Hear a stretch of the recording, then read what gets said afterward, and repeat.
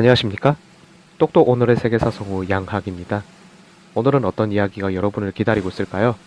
자, 출발하시죠. 제2차 국공내전에서 공산당군에게 패배한 국민당군은 1949년 12월 7일 오늘 중화민국의 본거지를 중국 본토에서 타이완 섬으로 옮겼습니다. 중국에서는 이를 국부천대, 즉 중화민국 정부를 대만으로 옮겼다고 표현합니다. 국민당과 공산당이 치른 내전이라서 국공내전이라고 합니다. 국민당과 공산당은 중국의 주인을 가리기 위해 그 내전을 두 차례나 벌였습니다. 1차 국공내전은 1926년에 발생했는데 신의 혁명으로 중화민국을 완성한 순원이 사망하자 국민당을 장악한 장제스는 당내 경쟁 세력인 공산당 계열을 제거하기 위해서 발생했죠. 1차 국공내전이 발생한 당시에는 일본이 중국 대륙을 공경을 향해 침략하고 있었습니다. 이 때문에 중국 내 애국주의자는 장제스가 공산주의자를 숙청하는 것을 비난했죠. 그런데 시한 사건이 터집니다. 장제스는 만주 군벌인 장쩌린이 일본 군부의 계략으로 폭사당하자 그 아들인 장쇠량을 국민당 진영으로 합류시킵니다. 그리고 공산주의자를 토벌할 것을 지시했는데 장쇠량이 장제스의 명령을 이행하지 않은 것은 물론 본인을 힐책 겸 격려하러 온 장제스를 감금한 것이죠. 장쇠량은 국민당과 공산당이 힘을 합쳐 일본에게 대항해야 한다고 주장했고 감금돼 있던 장제스는 받아들일 수밖에 없었습니다. 제2차 국공합작이 결성된 것입니다. 잡음이 있었지만 제2차 국공합작으로 장제스가 지도하며 중일전쟁을 치르게 됩니다. 그런데 아이러니하게도 중일전쟁 기간 동안 마오쩌둥이 이끄는 공산당은 민심의 지지를 얻어서 세력이 늘어납니다. 어떻게 보면 일본군보다 공산당 세력을 더 위험하다고 생각하는 장제스는 이런 상황이 불편할 수밖에 없었죠. 1948년 8월 드디어 일본이 패망했습니다. 국민당과 공산당 인사들은 이 기쁨을 잠시 함께했습니다. 상하이 시절 이후에 한국의 임시정부가 잠시 있기도 했던 중화민국의 임시수도 충칭에 모여 내전을 피하고 정치적 민주화를 추진하기로 했습니다. 하지만 군사적, 정치적 세력이 더 컸던 국민당이 합의를 번복하면서 내전은 이미 가시화되었습니다. 1946년 6월 국민당군이 공산당이 점령하고 있는 지역에 공세를 시작했습니다. 1947년 3월에는 공산당의 중심부인 예난을 점령하게 됐습니다. 1차와 2차를 합쳐서 20년이 넘는 국공내전에서 한쪽이 완패하지 않고 지속될 수 있었던 이유는 양 진영의 지도자가 리더십이 탁월했기 때문입니다. 국민당의 당수는 순원이 사망한 이후에 집권한 장제스였습니다.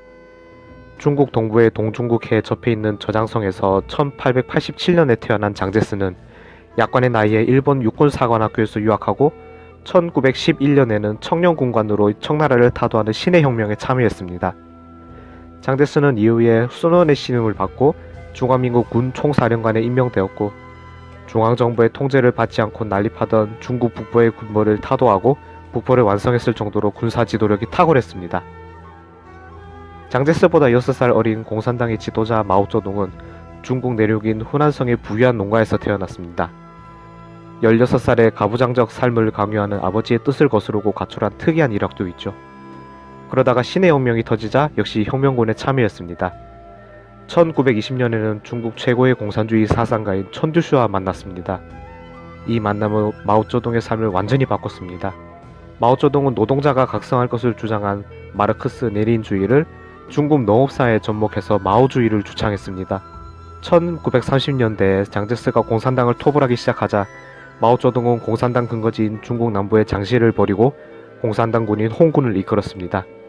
그러면서 산맥 18곳, 강 17곳을 건너고 12,500km를 행군해서 산시성 예난에 도착했습니다. 이것이 지금까지도 중국 공산당이 자랑스러워하는 혁명 과정, 대장정입니다. 2차 국공내전 초기에 승기를 잡았던 국민당이 패해서 타이완 섬까지 쫓겨나게 된 결정적인 요인은 또고세 시청자께서는 무엇이라고 생각하세요? 민심입니다. 2차 국공내전 당시에는 극심한 인플레이션으로 중국 국민은 경제난을 심각하게 겪고 있었습니다. 중국 국민을 구휼할 해결책은 제시하지 못하고 국민당 지도부는 부패하고 군대는 전횡을 일삼으니 민심이 떠날 수밖에 없었습니다. 그런데 기울이 확고하게 잡힌 공산당 구호는 국민에게 환영받았죠.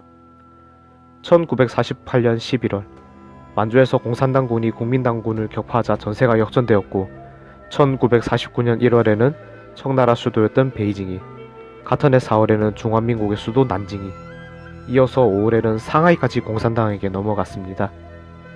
국민당은 삼국지에서 총나라 수도로도 유명한 성도, 즉 청두까지 후퇴했습니다. 이에 국민당은 피신처를 찾았는데 타이완섬이 눈에 띄게 되죠. 타이완섬은 청일전쟁이 끝나고 일본에 할양됐는데 아이러니하게도 그 덕에 중일전쟁에 참여해서도 무사할 수 있었습니다. 당연히 산업 기반 시설이 많았고 이 때문에 그곳이라면 국민당이 스스로 심기일전하여 대륙을 탈환할 수 있다고 생각했습니다.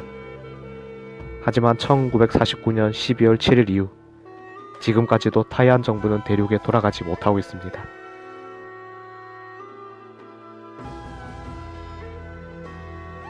군주는 매요, 백성은 우리다.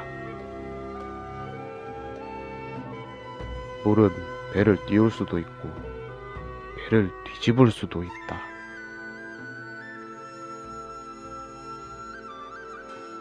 내일은 또 어떤 재미있는 세계사 이야기가 있을까요?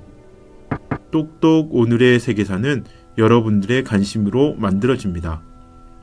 구독하기 꼭 눌러주시고 댓글 참여 부탁드립니다.